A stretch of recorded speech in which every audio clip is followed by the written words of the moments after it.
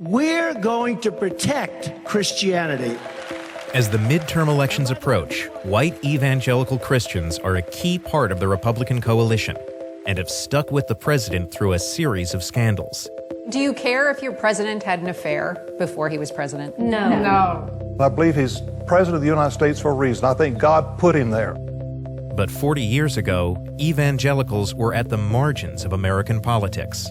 I think the decision was made in 1979 that it was okay to be just like every other citizen and to get involved in politics. We think of evangelicals today as a major force in American society and certainly in American politics. But in the mid-1970s, they weren't. Evangelicals were not involved in politics, certainly not in any organized way. Many were not even registered to vote. They considered politics dirty and kind of beneath them.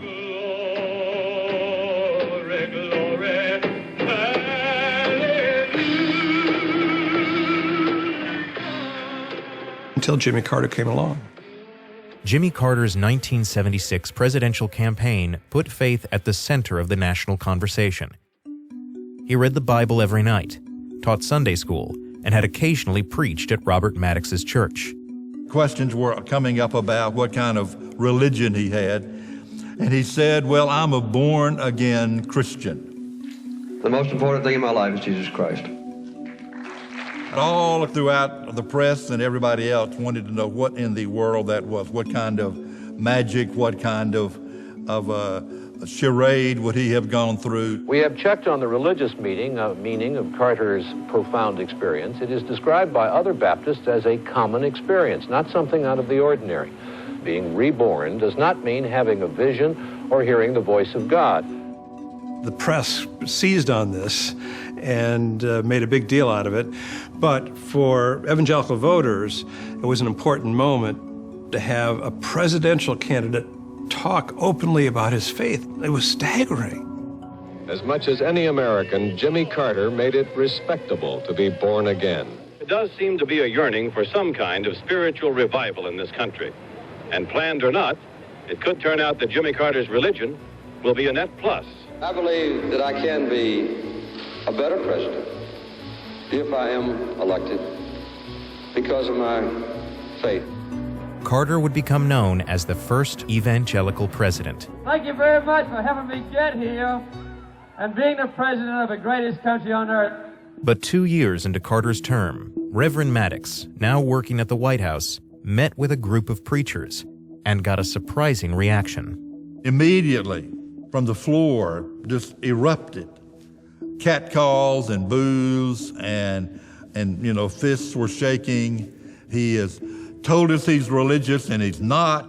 I got back to the White House and began to say, friends, we've got a big problem out there. For me and for many other evangelicals, there was a disconnect between his personal faith and public policy. It turned out that some of Carter's policies were more liberal than many evangelicals had hoped for. From a political standpoint, they were turned off. One of his top aides was the woman who argued the Roe versus Wade case before the Supreme Court. He had a White House conference on families, plural, and included gays and lesbians. If you look at the world from the perspective of an evangelical Christian, you have Roe versus Wade. We no longer pray in school. You have desegregation of Christian colleges and academies. All of these things come together and create a great deal of fear about the loss of some kind of Christian nation. That I believe in freedom of choice also, but I believe you ought to make the choice before you go to bed and commit sin. Reverend Jerry Falwell would become the most well-known of a new movement of conservative preachers who wanted a strong defense policy abroad and traditional values at home. We believe when a man marries a woman, she is his obligation for life.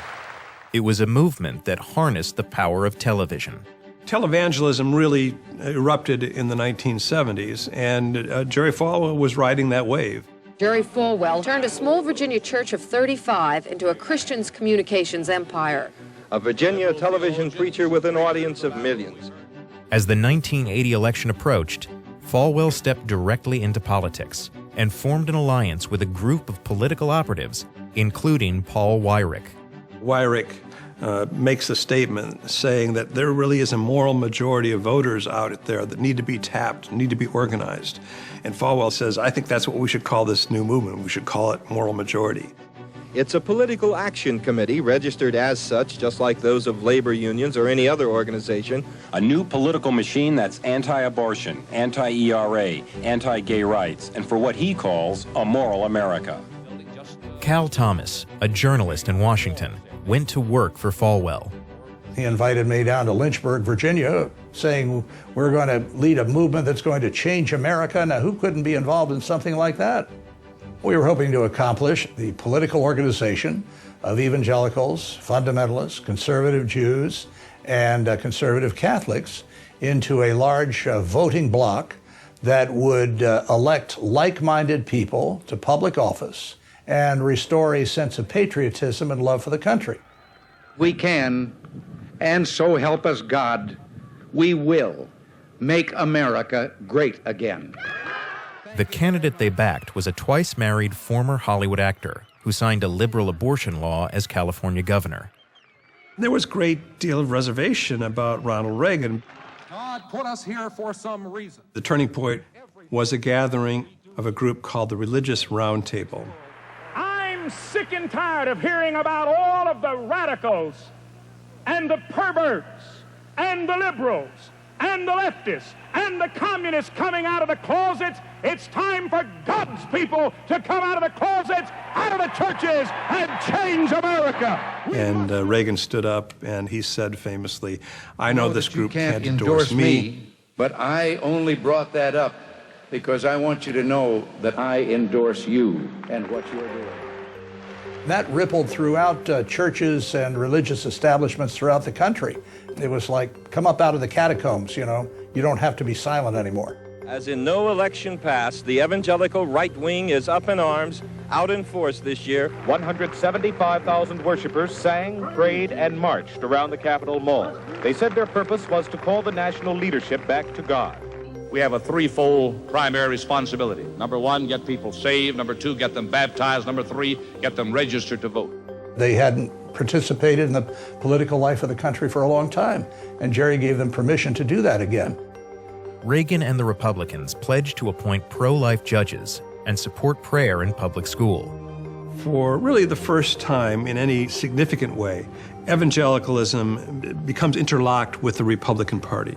Looking at the Democratic platform and the things that Jimmy Carter supports, I'm not sure that Jesus Christ, I know that Christ will not support that platform. I, Ronald Reagan. But in the end, Reagan didn't follow through on many of the issues evangelicals cared about. Cal Thomas, who left Moral Majority after a few years, came to feel that the organization was too concerned with maintaining access, and that political influence wasn't the best way to change the country. Evangelicals liked George Bush, they liked Ronald Reagan, they've liked other Republicans in the past, but they never seemed to be able to close the deal on the issues that evangelicals care about. In the long term, things have not really fundamentally changed. They've gotten worse in their view. We've gone from same-sex marriage to transgenderism, 60 million abortions. Our Christian heritage will be cherished, protected. And then along comes Donald Trump, the antithesis of everything that evangelicals stand for. Multiple affairs, crude language, you name it. And a lot of them have made a bargain that it didn't matter anymore. Dad explained that when he walked into the voting booth, he wasn't electing a Sunday school teacher or a pastor. It was just as tough a sell with evangelicals to get them to vote for somebody like Ronald Reagan, who had been married twice, as it was for me to get people to vote and support Trump. It was the same dynamic. It's like history repeated itself. Today, Jerry Falwell Jr. leads the university his father founded and has emerged as a prominent evangelical voice in support of President Trump. I think Jesus made it clear that you use your common sense and your God-given brain to decide who will be the best political leader. I don't look to the teachings of Jesus for what my political beliefs should be. I don't think he wanted us to. Remember the attack on Merry Christmas. We need somebody tough. We need somebody who has the right position on the issues. He promised to appoint strong conservatives to the federal courts at every level, and President Trump came through. He's not only done everything he said he was going to do, but he's done more. The president is preparing to reveal his decision to recognize Jerusalem as Israel's capital. The announcement fulfills a campaign promise for President Trump and is popular among evangelical Christians. I think he's going to end up being our greatest president since George Washington. While Trump still has the support of more than 70% of white evangelicals, some worry that what started as a religious movement is now seen as just another political constituency. The evangelicals are missing a greater point. If you're not careful, the political activism overwhelms the primary message, which is the gospel of Jesus Christ, the only thing that is able to truly change a life and by extension, change a nation. And no politician can fill that role.